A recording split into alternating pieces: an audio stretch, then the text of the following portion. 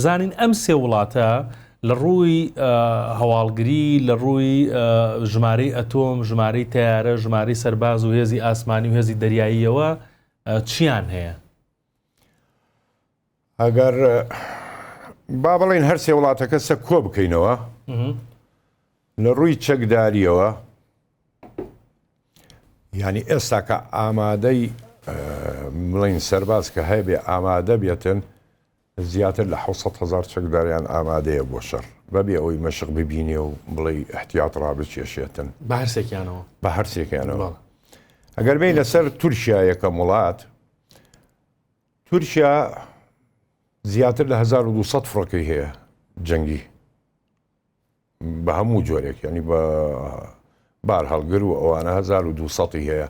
هەرچەندێ فڕۆکەکانی F-16ەکانی مەسەڵەن بڵین لە بلۆکە کۆنەکانە لە بلۆک C32 ئەوانە بێتن، بەڵام زیاتر لە 1200 هەیە. دەوری 1240 هەیە، بەس لە فڕۆکەی جەنگی تۆ ناتوانانی ستەندەرد بڵێ ئەوەنەیە فڕۆکەیە کەوێتە خوارەوە، فڕۆکە هەیە تێکە چێتن ئەگۆڕدرێ ینی ژمارەکە، بەڵام لە 1200 بەبانەوەی هەیە.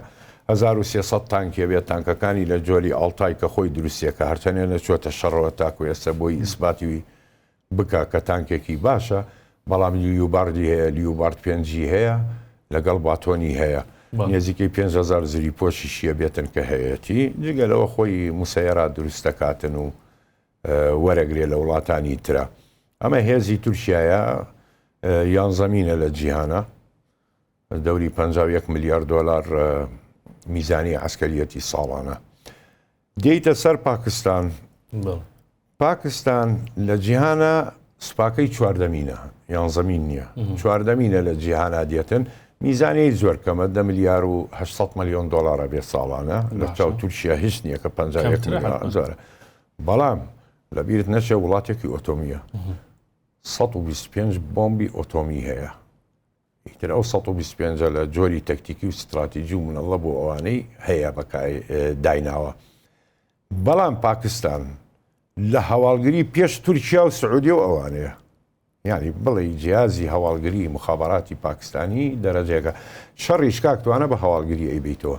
مەڵێ ئەم هێزە بەرامبەرم زۆر لە من بەهێزترە و چەکی زیاترە، بەڵێ ئەتوانی بە هەواڵگری بە پلان بیڕوخێنی و سەرکەوتن بەدەست بێنیتن.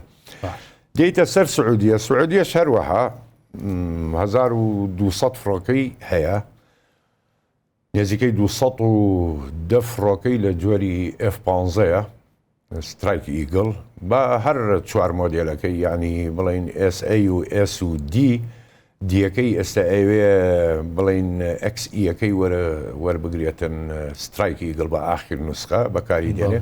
جگەلەوە تایفۆنی هەیە، ئیرۆفایتەر فڕۆکەیەکی زۆر زۆر باشە، بەڵام لە بیرت نەچێتن تورکیا و سعودیە هەردووکیان ڕافاڵیانەوێ، ڕافاڵی فەڕەنسییانە داوایان کردووە ڕەسمی ڕافاڵیانەوێتن.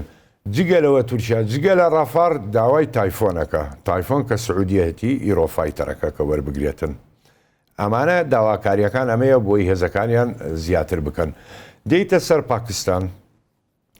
پاکستان فڕۆکەکانی پێکاتوە لە جۆر لە سێ فڕۆکەی سەرەکی ئەوەی ڕاستی بێتن، F-16 GF-17 کە خۆی دروستیەکاتن، لە شێوازی F-16 دروستیەکاتن GF-17 و تاکو وڵاتانیانی هەیە داوای ئەو فڕۆکەیان کردوەیە، چێلەوانەش عێراقە ڕنگ بێ ڕێک بکەوێت، دوای ڕافاڵ ئەگەر نەیدەنێت GF-17 پاکستانی بکڕێتن لەگەڵ فڕۆکەی کۆریا.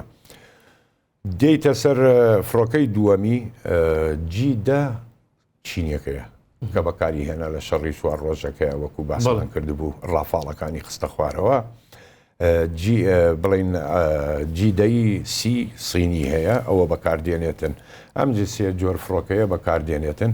هەرچەندێ فڕۆکەی جەنگی پاکستان بە کۆی گشتی تەغە 320 فڕۆکەی جەنگی هەیە، بەڵام بە کۆی گشتی بڵین بە فڕۆکەی باڵ هەرگر و ئەوانە ئەگاتە نێزیکەی 1400 فڕۆکە.